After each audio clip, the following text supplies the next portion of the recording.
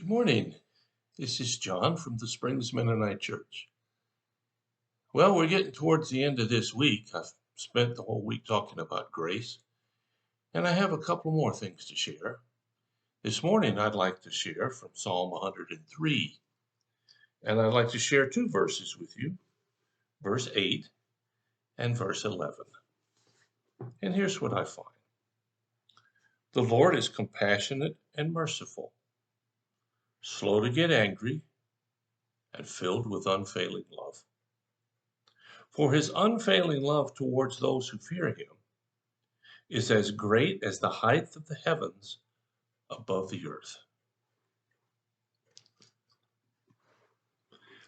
Well, let's think about this for a minute. Let's suppose you're God, okay?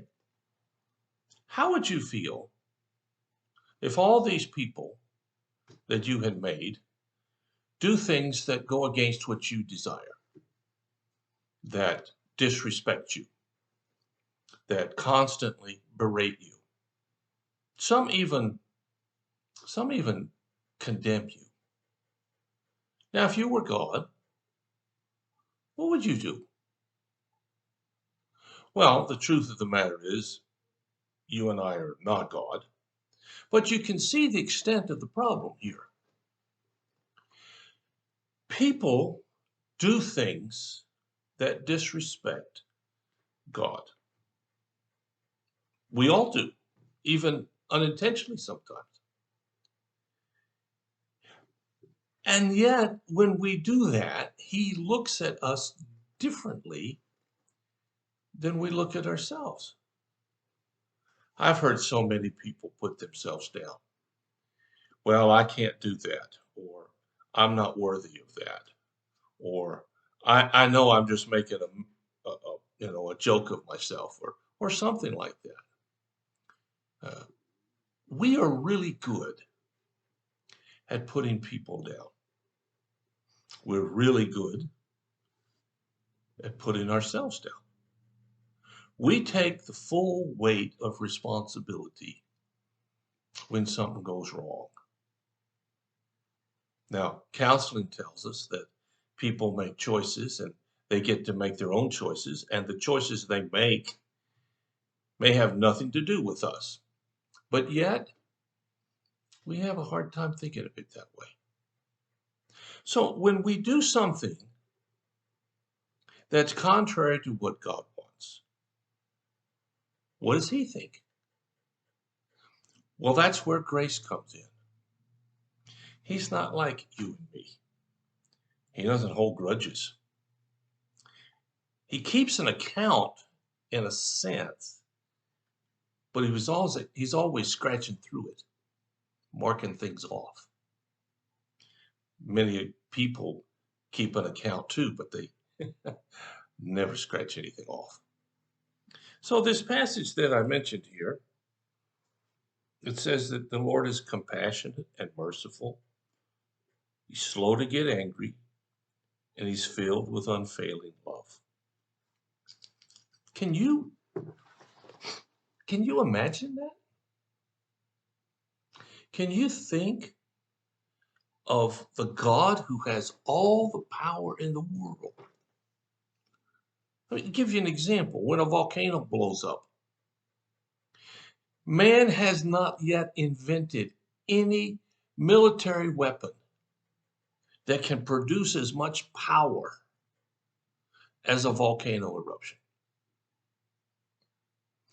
Nor can we reproduce the power of a tsunami that's released if the volcano's underground or of an earthquake.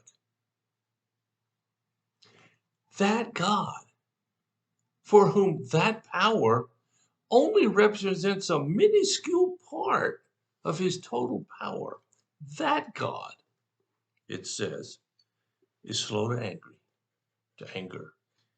He's filled with unfailing love. Grace is the unmerited favor of God. Why does He do it? Well, that's a good question. Probably has lots of answers. I can think of one simple one.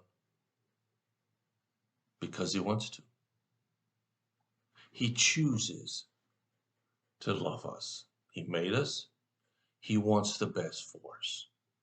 He wants to hold us in his hand when we're struggling. He wants to stand beside us when we're feeling alone. He wants to encourage us when we're discouraged. He wants to give us a life that reflects all the goodness you can imagine. And it goes on to say that his unfailing love towards those who fear him is as great as the height of the heavens above the earth. Now, how high are the heavens above the earth? Well, the truth of the matter is, we don't really know. We can't see that far. None of our instruments can measure that far. We know some things are millions and millions and millions of light years away. A light year is the distance that light travels in a year. That's almost an incomprehensible distance. And it says that for those who fear him, now fear doesn't mean, oh gosh, what's he going to do? Oh no, oh no, oh no. Fear means awe, respect. That's the way the word is used in the Old Testament. Those who respect God, those who understand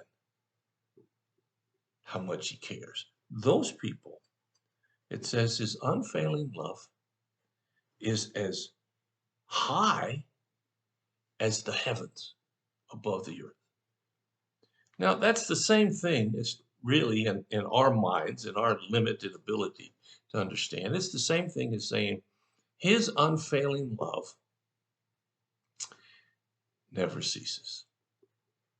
In fact, there's another passage that says that. You see, God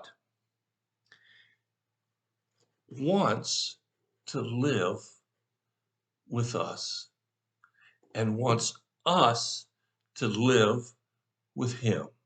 So much so, he's willing to grant us grace because he knows we can't earn his favor. So I don't know how you approach life. I don't know how you think about your possessions, your accomplishments, your money, your gifts, your family.